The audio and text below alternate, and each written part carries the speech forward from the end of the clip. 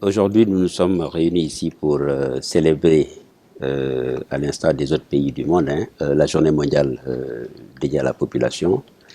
Vous savez, les questions de population sont extrêmement importantes et au cœur du développement.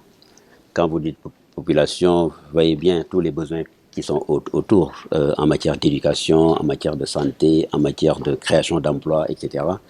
Donc, la journée mondiale de la population a été donc érigée depuis 1989 pour sensibiliser en tout cas sur les questions liées à la population.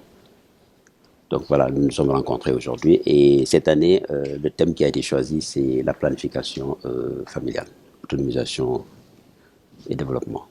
La situation démographique du Sénégal. Alors, le Sénégal, vous savez qu'en 1976, nous étions 4,9 millions d'habitants le recensement de 1976 et 40 ans plus tard, le recensement de 2013, nous sommes maintenant à 14 millions, 13 millions 5, 14 millions de Sénégalais. Donc vous voyez bien que la population a très fortement augmenté sur cette période. L'autre constat qu'on peut voir, c'est la mortalité a beaucoup baissé sur la période.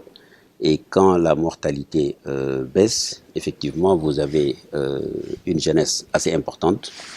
Et donc, cela a ouvert, ce qu'il disait tout à l'heure, une opportunité qui est donc le dividende démographique qu'il faudrait capturer en faisant des investissements importants dans certains secteurs de l'économie, comme l'éducation, la santé, mais aussi les réformes économiques pour créer des emplois, parce qu'il y a toute une jeunesse qui va arriver enfin, qui va taper aux portes de l'emploi et à qui il faudrait effectivement trouver des jobs. Monsieur le directeur, vous avez défini une feuille de route pour la capture du dividende démocratique. Est-ce qu'on peut savoir quel est le financier de ça? Alors, on a défini une feuille de route, mais peut-être qu'on n'a pas encore totalement finalisé les évaluations financières qui sont liées autour de la feuille de route. Nous avons identifié les actions effectivement qu'il faudrait mettre en œuvre sur une période donnée. Voilà. Et dans le cadre de la phase 2 du plan Sénégal émergent, nous aurons des évaluations beaucoup plus précises sur les actions qui sont prévues pour capter, pour réaliser les dividendes démographiques. L'objectif de 45% à l'horizon de mai. Aujourd'hui, quels sont les axes prioritaires pour lesquels on va passer pour le 20?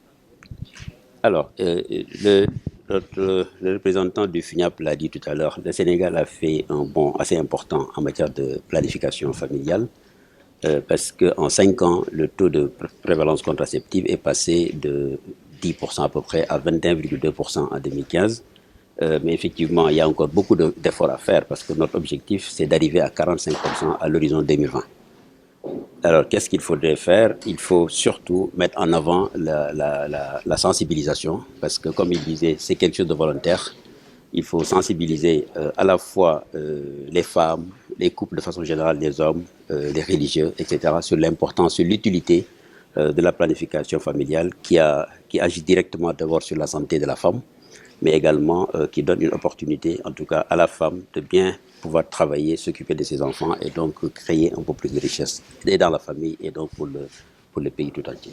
Par rapport à l'axe capital humain, le PSE, est-ce que la planification familiale peut jouer un rôle ou avoir un impact? Oui, je pense que quand on parle de capital humain, cela renvoie essentiellement à des Sénégalais bien formés et des Sénégalais bien portants.